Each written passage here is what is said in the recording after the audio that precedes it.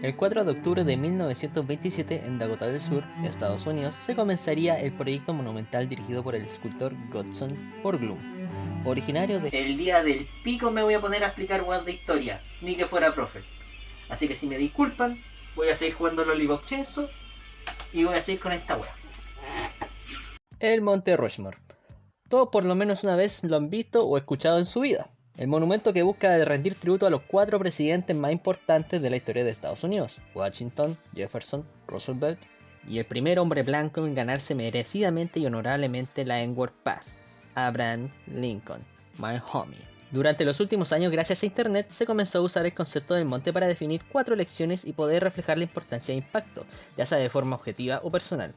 Esta idea se puede aplicar en gran variedad de temas de conversación, desde música, cine, famosos o lo que sea, y obviamente en videojuegos también. Pensando un poco en el pasado, me dieron ganas de compartir con ustedes mi Monte Rushmore de juegos importantes para mí, de cada consola PlayStation que he jugado, ya que he probado tantos títulos y aún conservo cada una de las generaciones de la PlayStation. Antes de comenzar quiero explicar 2 cosas. Primero, que esto es una opinión personal, pero siendo un poco más objetivo con mis elecciones. Y segundo, es que aparecerán juegos que tengo muy claro que son multiplataformas, pero yo solo he tenido y tengo consolas de PlayStation. He jugado en otras plataformas, pero fueron casos temporales que me prestaron o no tuve tanta variedad de juegos. Sin nada más que agregar, les presento mi Monte Rushmore personal de juegos de cada generación de PlayStation.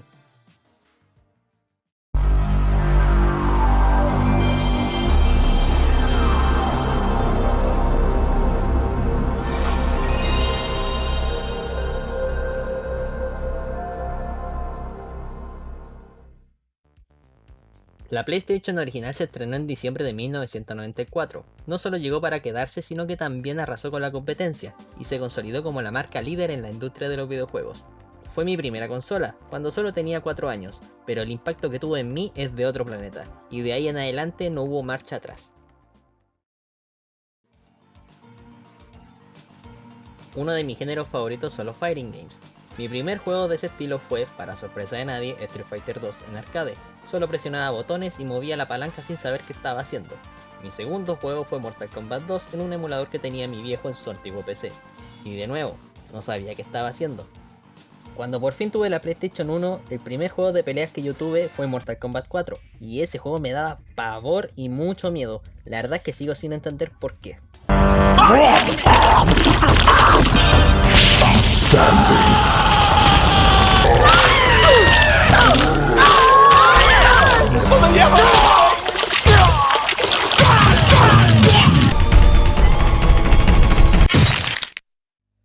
Ah, ahora me acordé. Y volvieron los traumas. En un inicio me disgustaban los juegos de pelea principalmente porque se me hacían demasiado complicados y no me llamaban para nada la atención. Hasta que conocí Marvel vs. Capcom. Lo sé y lo tengo más que claro, la versión de arcade es superior, ya que la versión de PlayStation 1 solamente podías jugar con un personaje, además que las pantallas de carga eran eternas.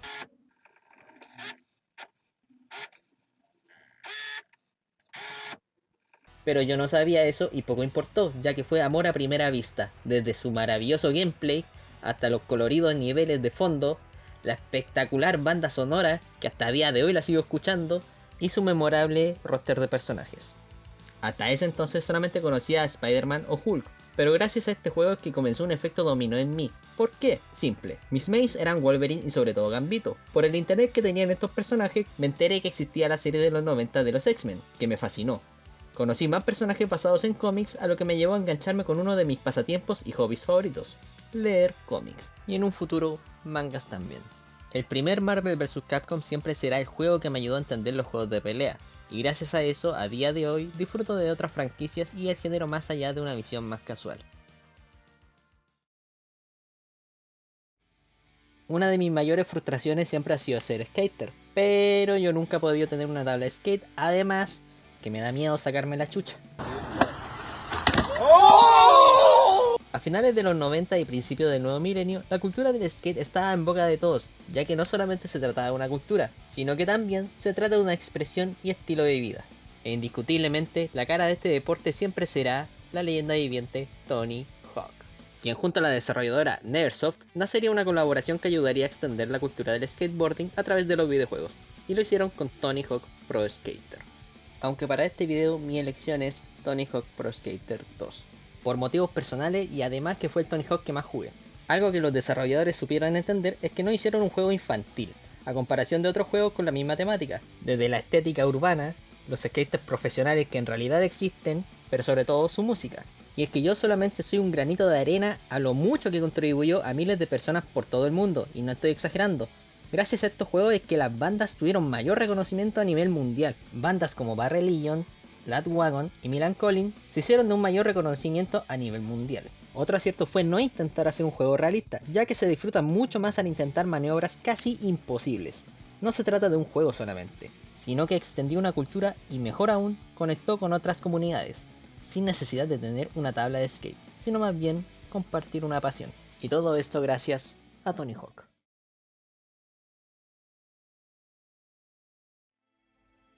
Como bien dije en mi primer video, Resident Evil es mi franquicia favorita, y el romance nació en esta consola. El primer título que jugué fue Resident Evil 1, que capturó mi atención de inmediato, ya que era algo que jamás había visto antes. Previamente conocía solamente plataformeros y uno que otro juego de pelea. Aún así, con esta tremenda impresión inicial, yo no tenía idea de lo que me esperaba con Resident Evil 2, que en pocas palabras fue una experiencia brutal. A diferencia del juego anterior que transcurría en una mansión, para la secuela, la tragedia ocurría en una escala mucho mayor en la ciudad de Raccoon City, y para mí era algo impactante porque se sentía la sensación de que era el fin del mundo. Para esta entrega conoceríamos los inicios de dos de los personajes más emblemáticos de la saga, la heroína escarlata Claire Redfield y nuestro papucho Leon Scott Kennedy. Parte del encanto de este juego era el sistema de campañas, ya que podríamos tener perspectivas y eventos diferentes dependiendo del personaje que hayas elegido primero y con cuál terminar, ofreciendo una rejugabilidad exquisita. Además que musical y artísticamente es memorable, con piezas musicales que quedarán marcadas en tu memoria y una dirección artística al detalle en los escenarios que te hacían sentir atrapado en un terrible y sangriento misterio mientras que la ciudad se cae a pedazos. Resident Evil 2 fue una experiencia reveladora. Fue mi primera obsesión y estaba fascinado con todo lo que lo rodeaba. Me influyó de tal manera que el género del survival horror se volvió en una de mis favoritas, y como no, que me gustará el género del horror en general. Come on, time to leave. Now? What's wrong? Is something following us? We have to go. We don't have any time to waste. Go? Where? Hey, it's up to us to take out Umbrella. Y llegamos al último juego que formará parte de mi Monte Rushmore de PlayStation 1. Pero antes de hablar de él, quiero hacer algunas menciones honoríficas, ya que estos títulos no alcanzaron a entrar dentro de mi monte. Pero no por eso los miro en menos, y es que están en un espacio muy especial en mi corazón.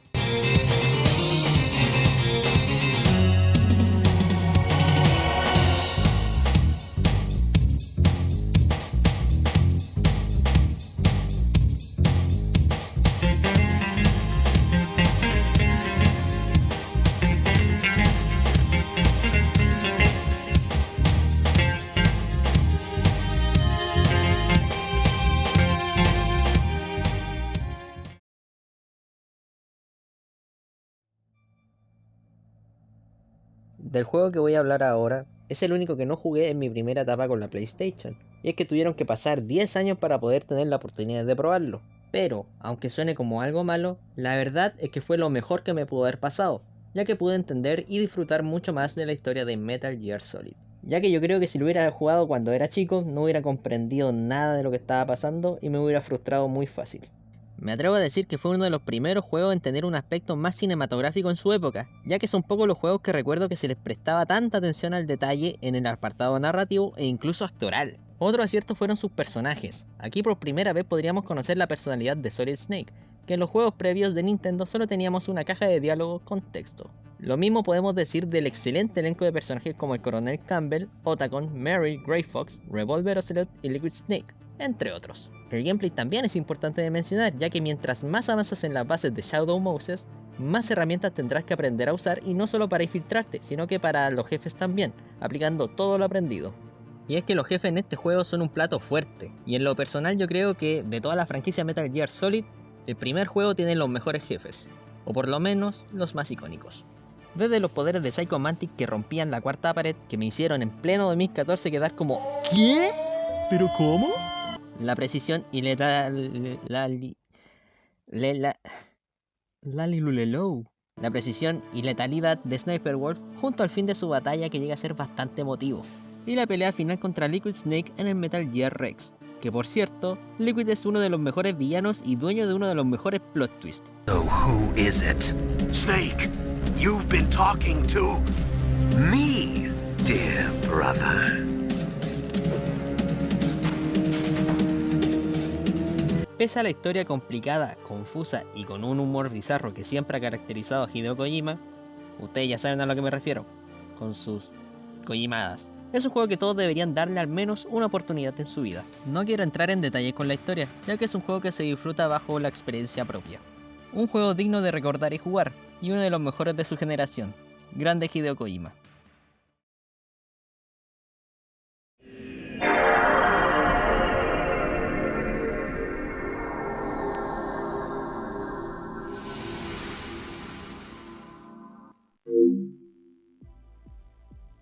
Si en la primera generación de la PlayStation tomó el puesto de rey en su debut, para su segunda consola se volverían conquistadores, ya que aplastó con la competencia, haciendo su estreno en el año 2000, mismo año que nació el weón que está hablando ahora mismo. Llegaría la PlayStation 2, una consola que marcaría un antes y un después en la industria. Hogar de franquicias que ya existían pero que aquí se consolidaron como grandes sagas y con juegos icónicos, como también nacerían otras que a día de hoy siguen vigentes y siguen siendo igual de relevantes. De todas las generaciones, esta para mí fue la más complicada, ya que hay tanto por donde elegir y juegos que no solamente gasté cientos de horas, sino que también quedaron marcados en mi memoria para siempre.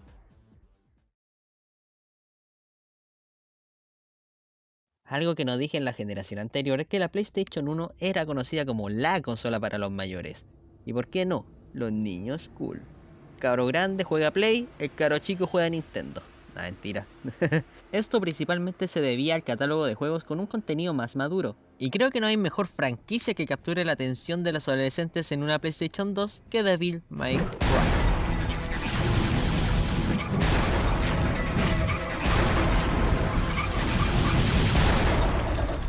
Let's rock, baby.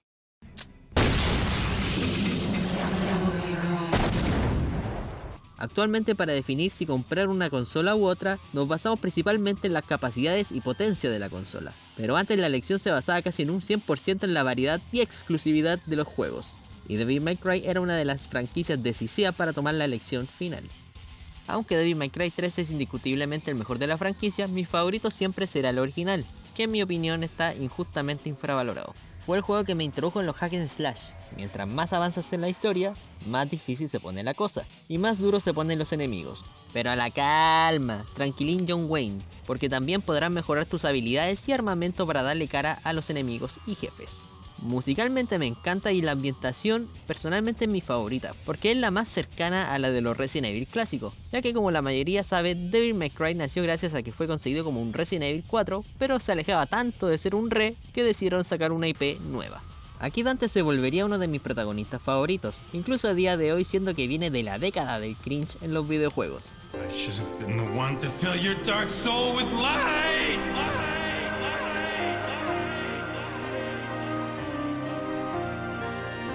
De hecho, prefiero esta versión que la de los juegos posteriores, simplemente un tipo arrogante, pero preocupado, y cuando hay que ser serio, se transforma en una bestia cazademonios.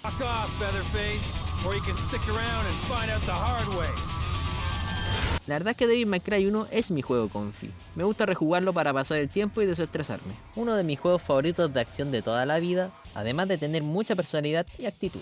Ojalá que Capcom lance un remake algún día, ya que es un juego que lo amerita. We'll be right there. This one has the password. Sounds heavy. Okay, let's get it over with in 10 minutes. Can't let a single one of those suckers live. 5 minutes. More than enough. ¿Qué cosas puedo decir que ya no se hayan dicho de GTA San Andreas? Oh shit, here we go again. Probablemente el juego más representativo de la PlayStation 2. No sé si ya existe algo como lo que diré, pero si hubiera un salón de la fama de videojuegos, sí o sí en la primera ronda de la gala tiene que estar este maravilloso juego. Si GTA 3 revolucionó la forma de hacer un juego de mundo abierto en 3D, San Andreas demostraría lo interactual y dinámico que puede ser un sandbox, habiendo tantas actividades por hacer en un mapa con una amplia variedad de biomas, ya sea urbana, rural, desértica e incluso zonas exclusivas. Y no solo eso, sino que también cómo quieres recorrer esos lugares, ya que el juego cuenta con una amplia variedad de vehículos. Un protagonista carismático junto al elenco de personajes memorables envuelto en una historia de violencia, traición y superación de obstáculos. Y déjenme decirle algo, las misiones de este juego son las más divertidas y sacadas de una película que da gusto avanzar en la historia esperando con qué cosa va a salir el juego. Pegarse plena balacera arriba de los vehículos, saltar de un avión en pleno vuelo mientras explota, o incluso infiltrarse en el Área 51, que sin duda es mi misión favorita. Este juego alcanzaría la fama mundial y mediática que pocos han alcanzado. Se enfrentó a un montón de polémicas y de gente que intentó darlo de baja, pero aún así prevaleció, y su popularidad aumentaba con cada funa. Y eso que aún ni menciono el impacto que tuvo en YouTube, siendo de los primeros juegos en ser populares dentro de la plataforma, ya sea con los divertidos videos de Loquendo que influyó a muchos internautas. La leyenda cuenta que Leatherface se estaba masturbando cuando se le cayó su motosierra encima de su polla y se la cortó. Muy enojado, salió con su motosierra y dijo que si él no tenía polla, nadie iba a tener polla, y empezó a cortar pollas a lo loco. O mi favorito personal, los mitos, ya que eran a través de estos videos del juego con mods que nacerían los famosos mitos y rumores de ciertas cosas que supuestamente estaban dentro del juego, como Pie Grande, los ovnis o fantasmas. Lo peor es que en aquella época el internet no era como lo conocemos ahora mismo, ya que podemos desmentir cualquier cosa con solo googlear en unos minutos. Los rumores que se hacían en mi grupo de amigos o en el colegio eran motivos suficientes para meterme al juego y cagarme de miedo de estando en el bosque con neblina, para encontrar el susodicho Bigfoot o alguna otra criatura mística dentro del juego que se hallaba escondida. Como también ese otro amigo que tenía el GTA Santiago y que decía que encontró su casa en el juego con el papá adentro. Y como no, todo el mundo le creyó. Pero siendo honesto, extraño mucho esa época, la verdad. Ser inocente, creerse cosas para cagarme de miedo o reírme con cosas tan tontas como un video de Loquendo. Simplemente el juego de mi infancia. See you around, officer.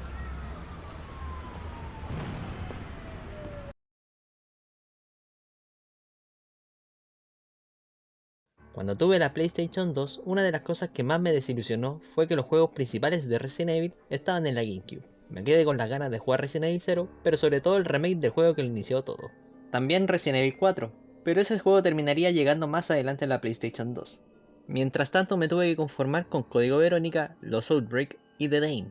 Pese a que los Outbreak y Código Verónica son de mis juegos favoritos, seguía con un vacío dentro de mí, teniendo ganas de más. Pero eso fue hasta que conocí el juego que tomaría este puesto y llenaría ese vacío.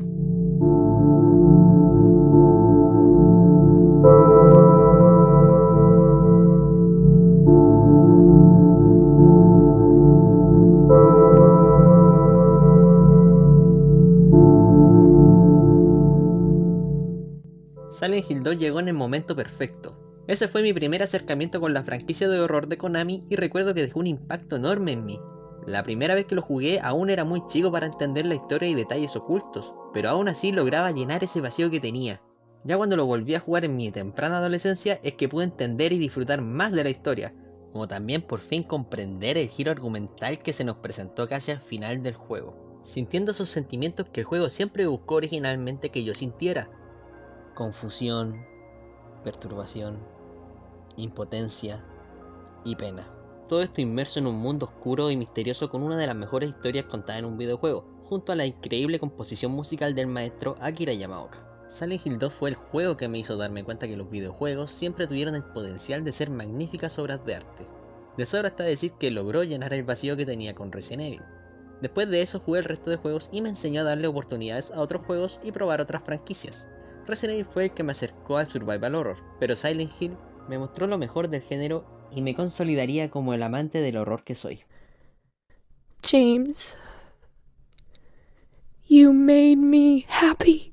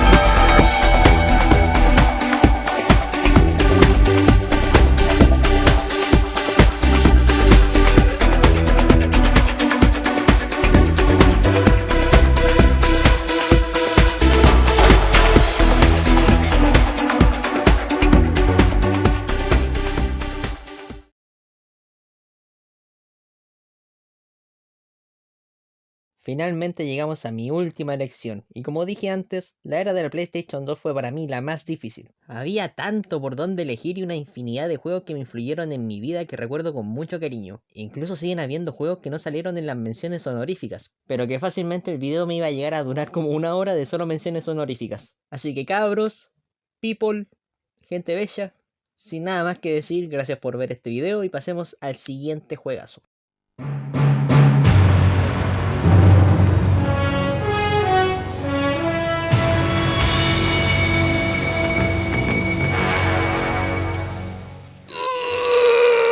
¡Exceso de cine, conchetumare, weón!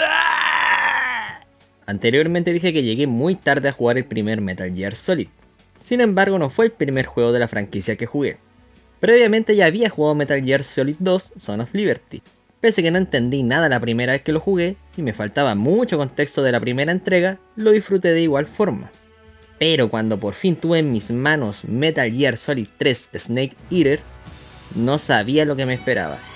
Y es que fue una experiencia maravillosa, emocionante y dramática, pero por la concha de tu madre, qué buen juego, weón.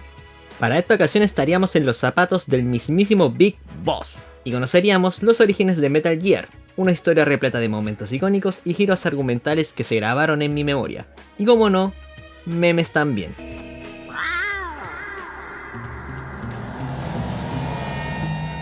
La verdad es que no quiero entrar en tantos detalles, ya que este año salió el remake Metal Gear Solid Delta, y creo que es la oportunidad perfecta para todas las personas que no han jugado esta maravillosa franquicia. Lo que sí puedo decir es que este fue el primer juego que realmente me emocionó y no es para menos, ya que contaba con una de las mejores historias jamás contadas en un videojuego. La capacidad de Hideo Kojima de combinar eventos de la vida real con ciencia ficción, el fabuloso elenco de personajes que enriquecen la historia aún más, y las escenas, weón, las escenas que hay en este juego son más épico todavía. Todo esto envuelto en una historia de la Guerra Fría, en la que hay traición, pero sobre todo el punto principal, el sacrificio. Personalmente Metal Gear Solid 3 representó el fin de una era para mí, ya que fue el último juego que terminé en mi primera etapa con la PlayStation 2, ya que mi viejo me ofreció como regalo de cumpleaños elegir la próxima consola de la siguiente generación. Pero a cambio se llevaría mi PlayStation 2, cosa que me frustraba demasiado, porque ¿para qué me regalaba algo si después me lo iba a quitar? Y todo eso lo hacía para beneficio propio. Con mi PlayStation 1 hizo algo parecido, me la dio en mi cumpleaños y después la vendió solo porque necesitaba más plata.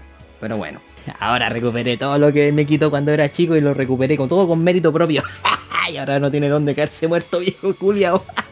A fin de cuentas, tuve la oportunidad de conocer este maravilloso título que forma parte de mi top 5 de mis juegos favoritos de toda la vida.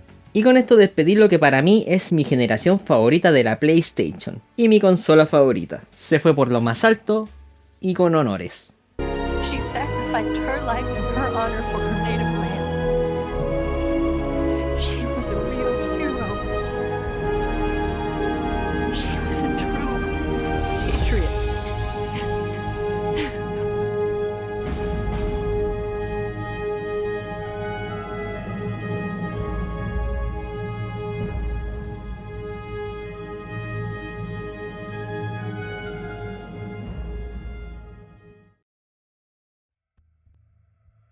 ¿Cómo están, gente? Pude cumplir subiendo este video en noviembre. A finales de noviembre, claro. Pero ustedes no saben la molestia que fue hacer este video, porque la idea original era subirlo en febrero. Pero Capcom decidió traicionarme y fallarme. ¿Por qué? Porque tuvo una actualización y yo ya llevaba... Me faltaban como 2 juegos por hablar para poder terminar ese video. Y me borró el video, no pude rescatar nada y terminé tan enojado. Aparte estaba justo en mi última etapa de mi trabajo anterior y me estaba cambiando de casa, que dije, ya, filo, esto lo voy a dejar para después, chao. 9 de abril, dije, ya, empecemos de cero. Iba todo bien, hasta que volvió a fallarme Capcom. Concha tu madre, weón. Pude rescatar la primera mitad del video, sí, pero como pudieron ver, hay algunos errores de edición, narrativos y sobre todo de audio, porque tuve que regrabar algunas cosas porque quedó, no sé qué onda, algunos audios quedaron como mezclados cuando yo hablaba, era como que me escuchaba yo 2 veces hablando, pero cosas distintas. Y por más que lo intentaba arreglar no podía, así que tuve que regrabarlo y por eso se escucha de un segundo a otro súper diferente. Ahora estoy usando Youtube, que tiene mucho menos herramientas, pero funciona. A diferencia de CapCut, que tiene 1000 herramientas, pero funciona como la wea, ¿cierto? Así que eso. Por fin lo pude subir este video. Ahora, la parte 2 de PlayStation 3 y PlayStation 4. Yo creo que lo voy a estar subiendo en la segunda mitad de 2026. Porque en febrero, marzo y la mitad de abril voy a estar cambiándome de casa. Otra vez, volviendo a mi hogar. Oh.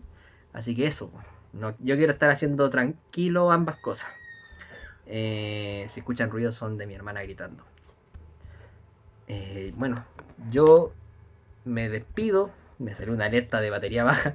Yo me despido con mi Monte Rushmore. Yo creo que voy a subir un video antes de Año Nuevo y después de Navidad. Que es un poco improvisado, la verdad, es de las cosas que he comprado este año. Porque he comprado muchas ñoñerías. Muchas. Es el año que he comprado muchas cosas. A principio no sabía si subirlo o no, pero porque dije, que igual hay gente que se puede llegar a ofender por mostrar las cosas que compro. Pero mientras yo hable con respeto no debería haber problemas, ¿cierto? Así que eso, pues. Pásenla bien en Navidad, porque yo creo que ahora es 23 de noviembre, pero yo creo que esto, o sea, no lo voy a volver a ver hasta después de Navidad. Así que eso, tengan cuidado, vayan a comprar los regalitos. Compren helado porque puta que hace calor, conchetumadre. Tomen harta agua, weón. Oh. Eso, pues. Cuídense. ¡Mua! ¡Jo, jo, jo, jo! Y nos vemos para la otra.